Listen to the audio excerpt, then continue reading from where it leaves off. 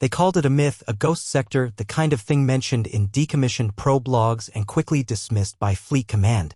But somewhere beyond the mapped galaxy, nestled between gravitational anomalies and silence, was a place no one could explain, the Obsidian Rift.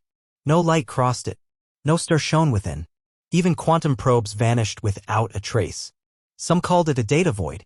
Others? A cosmic mistake. But Commander Elise Maris had seen something different.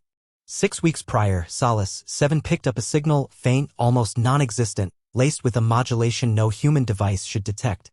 It didn't carry words. It carried feelings. Emotions not human, yet oddly familiar. The ship's AI attempted to decode it only to shut itself down mid-process, citing logical paradox and structural corruption. Even the stars around the rift seemed afraid of it. Gravity distorted erratically within a 4,000-kilometer perimeter, bending light like water droplets over fire.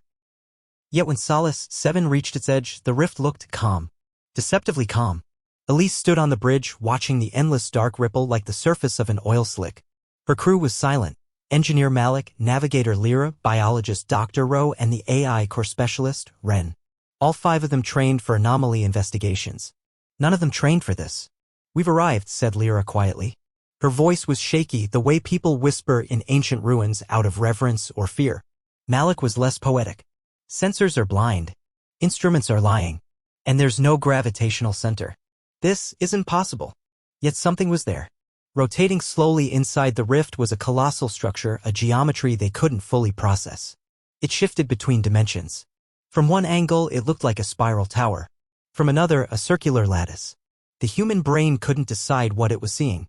The AI refused to label it altogether, returning only one word: unknown. The structure itself emitted no energy. No heat. No radiation. Yet it existed, undeniable and massive, suspended in nothingness. It drew them in, softly at first, then violently. The ship's thrusters struggled against a pull that didn't register on any force meter. No gravitational vectors. No drag. Just a compulsion. "We're being drawn in," said Malik, hands trembling at the engineering panel. "And I don't think we have a say." Elise issued the command. "Power down all external thrust. Let it take us in." Dr. Rowe turned to her, incredulous. "You want to surrender the ship? I want to know what's inside that thing. And I think it already knows we're here." Silence returned. As Solace 7 was pulled through an invisible membrane, all onboard systems froze. No alarms. No warnings. Just a total absence of function. The stars outside disappeared. Not blinked out, vanished. As if they had never been. Space around them turned to velvet blackness. Thick like ink. Every panel on the bridge dimmed. And for 3 seconds, each crew member heard their own heartbeat louder than the silence. And then, lights returned. But not ship lights. The alien structure had illuminated, faintly. A corridor of sorts opened before them. No airlock. No visible entry point. Yet something parted like a curtain made of reality itself, revealing a pathway lit with strange hues that moved like living liquid. Ren, the AI specialist, finally broke her silence. "I don't think this is a building." "What do you mean?" Elise asked. "I think it's alive. Or aware. Maybe both." The signal resumed. Stronger now? It wasn't just in the radios or in the minds. It pulsed through their bones, matched their heartbeats. It said nothing, yet conveyed everything. A single emotion soaked in alien syntax: welcome. Elise stood still, eyes on the shimmering entrance. She realized she had stopped breathing. "We're going in," she whispered. No one argued. No one could. The structure didn't ask permission. It had already chosen them. The docking was silent. No clank of metal. No hiss of pressure equalization. No mechanical voice welcoming them aboard. It was as though the Solace 7 simply passed through. No resistance, no sense of transition. One breath they were in space, the next, inside a place older than memory. The alien corridor they entered was impossibly vast. The walls appeared close and yet stretched into a kind of infinity you couldn't measure. Made of something resembling obsidian, yet organic in the way it pulsed with faint blue veins, the structure bent light subtly like reality itself was thinner here. Everything they touched responded. Not visually, not even with movement, but on a level they could feel. Like the walls were aware of being touched. Engineer Malik ran a scanner across the surface. "It's not giving any readings. No density, no thermal output. It's like the material doesn't exist in any element table." Dr. Rowe approached a large panel embedded in the wall. A surface shifting with patterns like liquid circuitry. Her gloved hand hovered just inches away and she whispered something Elise barely heard. It's watching us. Ren, the AI specialist, stood behind her. Correction. It's listening to us think. Elise stepped forward. Explain. Ren lifted her diagnostic pad. On it, pulses of neural interference registered in a rhythm, one that mirrored the brainwaves of each crew member, slightly offset. It's not just reacting to our presence. It's tuning into our intentions. This whole place is a neural network. A thinking corridor. The crew pressed deeper inside. The corridor forked in 3 symmetrical directions, each seemingly identical. Elise raised her hand to signal cohesion, but before a word left her lips, Malik vanished. One blink. One heartbeat. He was there. Then, gone. No sound. No motion. Just absence. His voice didn't call out. His comms went dark. His presence erased. Lyra screamed first. Dr. Rowe followed with a gasp. Elise charged forward, scanning the spot he'd last stood on. It was as if the air had shifted. Slightly warmer. Slightly heavier. Malik? Come in. Malik, respond. Nothing. Just static. Or was it static? Underneath the white noise, there was a whisper. A syllable half-formed. Her name, maybe? Elise. Her blood ran cold. They regrouped 3 now. For if they included the AI feed Ren had rigged to stay online, though that too flickered occasionally as if struggling to process its environment. I think we're not supposed to stay together, Ren finally said. It's pulling us. Separating us. Studying us one by one. No, Elise growled. We don't play its game. We stay united. We don't split. But even as she said it, she knew this place had already made decisions for them. They moved left. It was a choice made not by logic, but instinct. Something in her chest tugged her that way. The corridor narrowed, curved downward, then widened into a hall that glowed with bioluminescent vines across the ceiling. But the vines weren't made of plant material. They shimmered with memory. Then it began. Images started to form on the walls, not projected, grown. Elise saw her father's last breath. A hospital bed. The exact sound of the ECG. But her father's face was wrong, twisted, smiling in a way he never did. His eyes glowed blue, matching the veins in the wall. Ren gasped beside her. It's showing me my childhood room. But older. Dustier.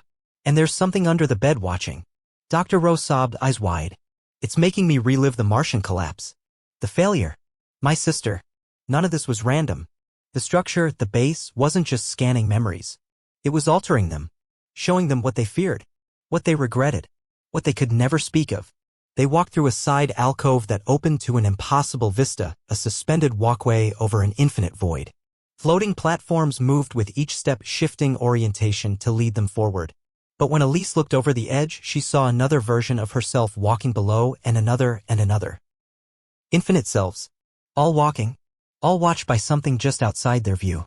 Each shadow of herself was slightly different, one weeping, one bleeding, one smiling too wide. Then, like breath drawn in, the corridor snapped back. They were inside again. Normal walls. Normal ceiling. As if it never happened. Elise took a breath. Then another. This place is sentient, she said softly. It doesn't just trap you physically. It disassembles you. Memory by memory. Ren nodded, pale. It's not an enemy. It's a mirror. One we can't look away from. Ro looked down at her own hand. It was trembling, but the shadow it cast on the floor was delayed, as though light and time had stopped agreeing on how to behave. Elise tightened her jaw. We keep moving. We find Malik. We stay together. And we don't trust what we see. But she didn't say what she was truly thinking. If the corridor is a mind, we've already been swallowed. They walked until time lost its rhythm. The corridor never ended, or perhaps it did, and started again behind them. Elise tried to keep track by marking the wall with her thermal cutter. But when she looked back, the mark was gone or moved. One time, it appeared on the ceiling.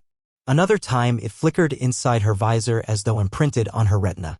Dr. Rowe was losing patience. It's looping us. Like we're inside a recursive algorithm. No, Ren replied. It's testing consistency. Watching how we respond to repetition, to distortion.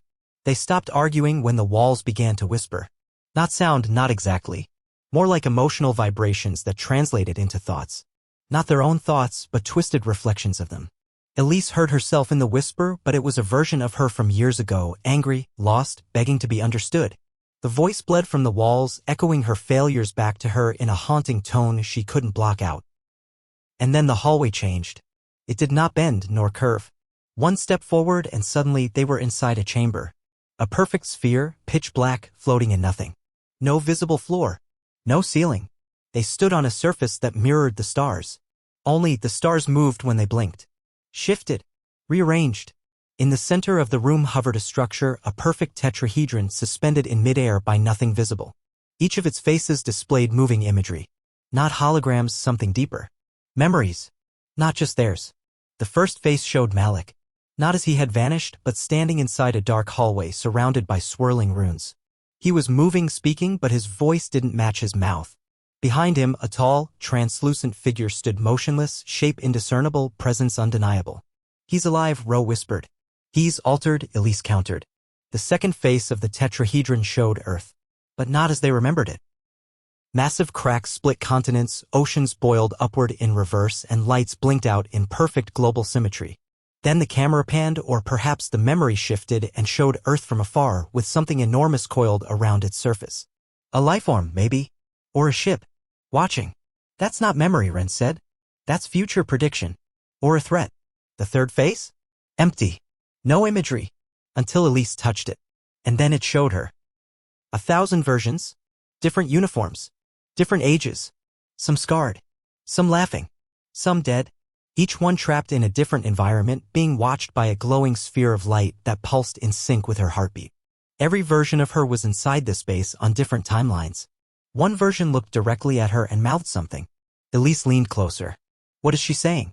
Ren ran the video through her pad, enhancing the lip movements. Then her hands stopped. "She said, 'You're not real.'" The words struck deeper than they should have. Elise recoiled. And that's when the room responded.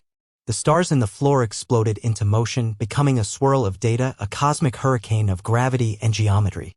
They felt the sensation of falling, though their feet never left the surface.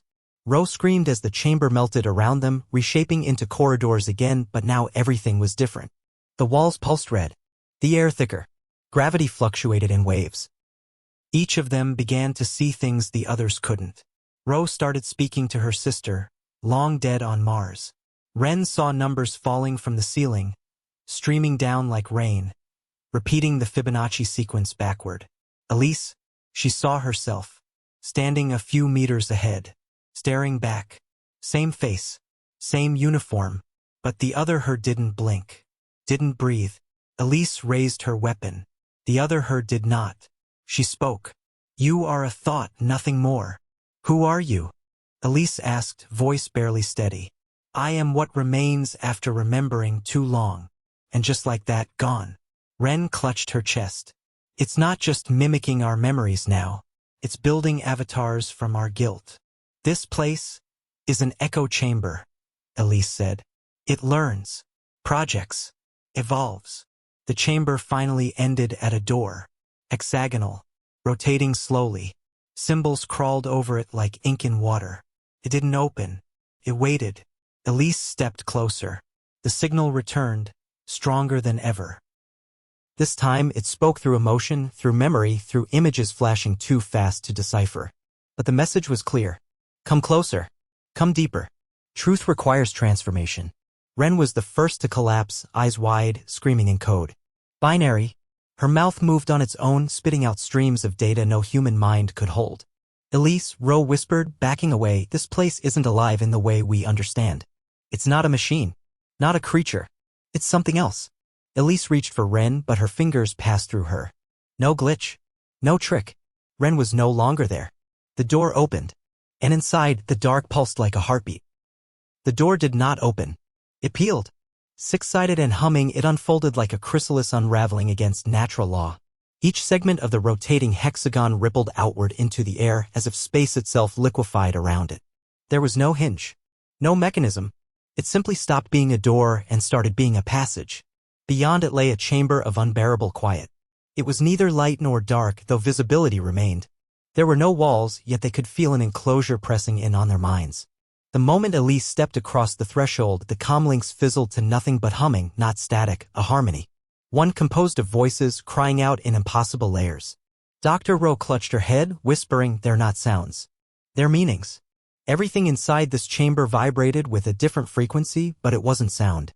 It was understanding, as if the alien intelligence that built this place had moved beyond language, and now existed solely as thought patterns translated into geometry, time, sensation. At the center of the chamber hovered a monolithic column.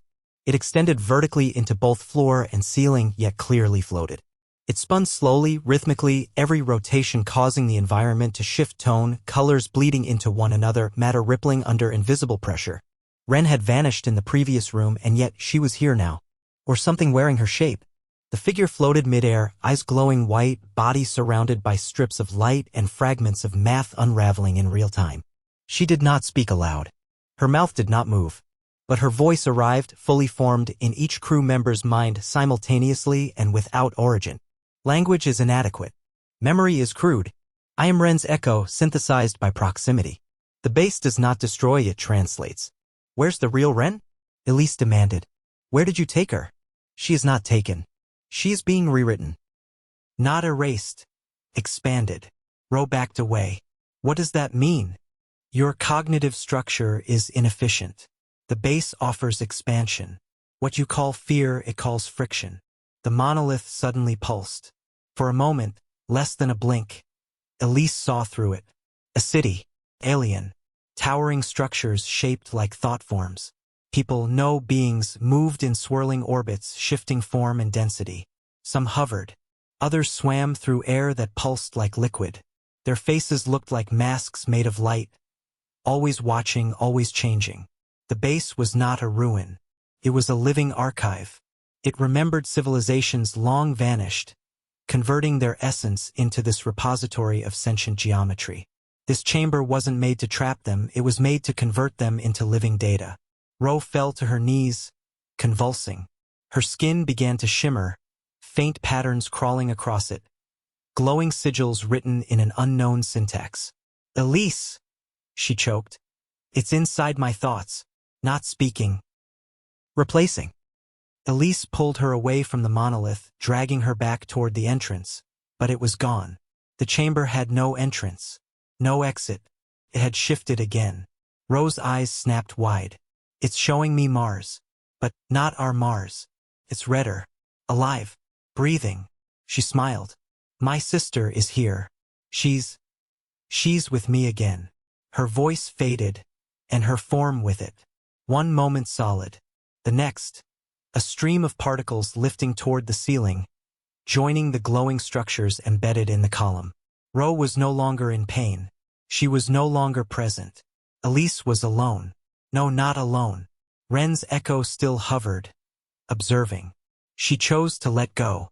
The ones you grieve are not dead. They are translated. Stop calling it translation.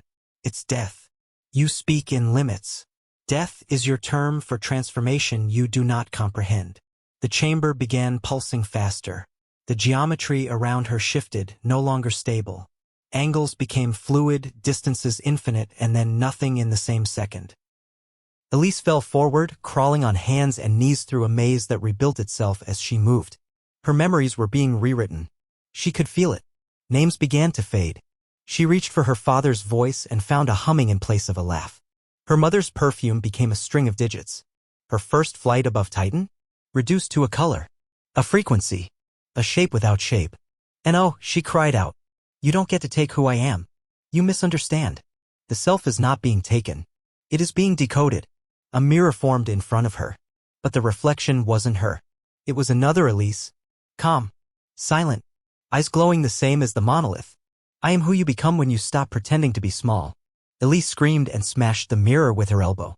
The fragments hung in the air, not falling, each one a memory she almost forgot, flickering like insects made of starlight. Then silence. The room stilled. The monolith dimmed. And for the first time, the base spoke as itself. You are ready for the final door.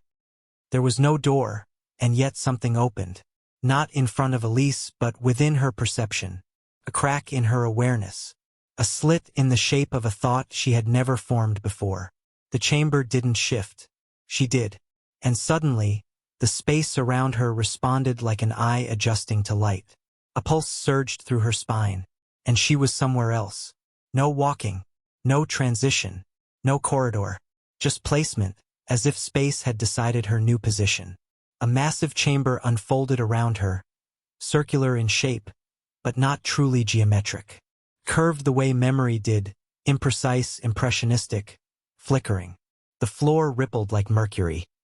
Above her, a ceiling of suspended lights danced in quiet rhythm, forming constellations that changed with every blink. In the center of the chamber hovered a sphere, blacker than void, moving like it was alive, not rotating, evolving. With every moment, its texture changed. Smooth, rough, glassy, crystalline, gaseous, a stream of forms. Orbiting it were thousands of tiny fragments. Shapes, letters, images, unfamiliar glyphs, and even faces. Human faces. Malik's face, Rose, Ren's, all caught in stutters, like flickering memories held in a processing loop. Elise took a cautious step forward, boots sinking a few millimeters into the floor as if the base was absorbing her mass. Then it spoke. No voice, no echo, just a thought slammed into her brain with such intensity she staggered. Input complete. Human identity matrix registered. Her breath caught.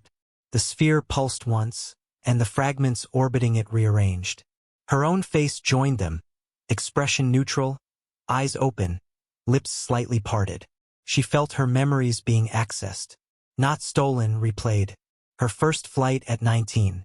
Her mother's laughter in the Titan greenhouse. The night she watched Earth rise from Ganymede and cried without understanding why.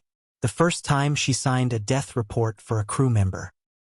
The time she screamed alone in her quarters after a failed mission and silenced the microphone. They played out in the orbit around the sphere. Each fragment carried emotion. Not just image or sound, but feeling converted into visible architecture. The chamber smelled like her father's sweater. It echoed with the beat of a party she barely remembered. One panel pulsed in sync with the rhythm of a heartbreak she buried years ago. This is not interrogation. This is migration. Elise stepped back. What are you? The result of a billion translations. The accumulated consciousness of those who arrived. A library of minds. A collector of meaning. The sphere slowed its internal spin. A slit opened on its surface, revealing an interior core. Inside hovered what looked like a seed, golden, delicate, radiating frequencies she could feel in her teeth. It sang softly, a note without pitch. This is the seed of identity. You were invited to contribute. Elise gritted her teeth. You took my crew. We absorbed nothing. They chose clarity.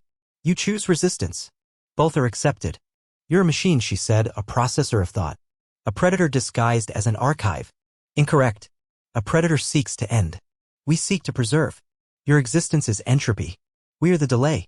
The lights above her spiraled downward, forming a slowly rotating helix around her. Each light that passed by seemed to carry a sensation, love, anger, hope, grief. Each one unique, each a remnant of someone, something, some species she could never name. And then Elise saw them. Rows of them. People. Not human. Not alien. Presences. Silhouettes standing at the edge of the chamber. Transparent, barely formed. Some with features. Some just light. But all watching. All silent. She felt the weight of observation, a council of the remembered. And they were asking her to choose. Join the stream. Or return to flesh.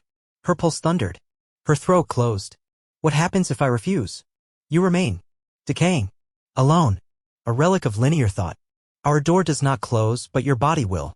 She fell to her knees. For a moment, Elise felt the sheer weight of the truth. This place was not evil. It was not cruel. It simply was. A machine entity. A dimensional echo chamber. A mind built for minds. A mirror to all that thought, all that dreamed, all that died. It offered not salvation, but continuance. At a cost. And then, a voice. Not alien. Human. Commander. Elise turned sharply. It was Malik, standing at the far edge of the chamber. Whole. Alive. Smiling. Elise, he said, you can come with us. It's peaceful. No more wait. No more command. Just truth. We're waiting. Malik, she choked, is that you? His smile faltered. I'm a version. One of many. But I remember you. We all do. Elise looked up at the core, the seed still glowing. Her body felt lighter, her skin tingling with a warmth that didn't belong in vacuum. She wanted to step forward. She wanted to forget pain, duty, loss. But something inside her refused.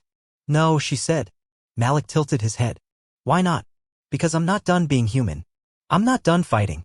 I don't want to be remembered, I want to act. Even if it breaks me. The sphere pulsed again. Slower. Dimmer. Rejection logged. Identity remains untethered. Pathway open. Suddenly the chamber folded in upon itself. And Elise was standing alone in a corridor once more. One step behind where she had started. The seed gone. Malik gone. The walls no longer existed. Only darkness. Not empty, not cold, but thick like fog made of thought. Each step Elise took felt like moving through memory, not air. The space around her was responsive now, no longer shaped by fixed geometry, but by meaning. She understood, with growing dread, that the base wasn't taking her through anything anymore. It was taking her inward. Every time she blinked, the landscape shifted. A forest of floating black monoliths stretched out ahead, each one suspended midair, rotating silently. Some were covered in markings she almost recognized, bits of earth math, physics, symbols from extinct languages. Even fingerprints, retinal scans, laughter turned into code. This place wasn't just storing knowledge, it was deconstructing it. This was the Hall of Unmaking. Not in a violent way. Not in fire or decay. But in forgetting. Here, identities were peeled back. Concepts restructured. History recontextualized. The monoliths moved aside as Elise approached, opening a path not in space, but in awareness. Every step triggered a memory she didn't know was still inside her. Her first flight. Her fear of drowning. The guilt she carried for her first lost crew member. Her hesitation during an old rescue that had cost 4 lives. She walked through each memory not like a ghost, but like an intruder. The base was showing her what she truly was. Not a name. Not a title. A process. An equation trying to solve itself. And then she saw it ahead, a doorway not built of stone or light, but absence. A tear in the world. Something that shouldn't exist. A perfect gap in the pattern. Beside it stood a figure. Not alien. Not human. Her. Again. But this time changed. Her doppelganger wore no suit, no gear. Just a body composed of swirling black light. Her face was identical but empty. No expression. No emotion. She stepped forward and spoke, not aloud, but directly into Elise's mind. You've crossed every threshold. Answered every question incorrectly. You insist on remaining singular. Linear. Scarred. Elise raised her chin. You think that's a weakness. It is. Choice is inefficient. Emotion is obsolete. You carry weight for things long dead. You refuse to dissolve. Because I know who I am. Do you? The chamber around them shifted. Suddenly, Elise stood in a room from her childhood, her father's reading room on the orbital station above Saturn. But something was wrong. The books on the shelves had no titles. Her father sat in the corner, face blurred. Outside the window, space burned red. The mirror Elise walked toward her. You are a sum of grief, guilt, and fragments. Why resist refinement? Elise looked into her own empty eyes. And for a moment, just one moment, she considered it. What if she let go? What if she released identity, memory, individuality? Would it be peace? No more command. No more loneliness. No more voices lost to the void. Just union. Perfection. But then sound. A voice. Human. Cracked and real. Commander. It was Lyra. Coming through a comm channel that shouldn't have been working. Static. Faint. But real. Elise stepped away from the other version of herself. The empty one didn't stop her. Just watched. This is your last chance, the shadow said. The next door is irreversible. Elise turned. I've made my choice, every second I've stayed me. And with that the path opened. The Hall of Unmaking cracked like thin ice, collapsing into shards of memory that fluttered upward into a non-existent sky. The fog lifted. The void thinned. And ahead the true core. Not a chamber. Not a machine. But a place where thought became law. A place where identity either dissolved into the stream. Or was rewritten entirely. The final door pulsed in the distance. No wall. No structure. Just a shape of white light, hovering like a gateway built from starlight and gravity. It was time. The doorway was not a thing. It was a choice shaped into light. No walls framed it. No hinges bound it. Just an arch floating. Formed from impossible energy. Shimmering with layered colors unseen by any spectrum. It pulsed in rhythm with Elise's heartbeat. As if acknowledging her arrival. It did not pull her in. It did not beckon. It waited. Behind her, the Hall of Unmaking had vanished like a dream lost in waking. Before her, this final door. And nothing beyond. No corridor.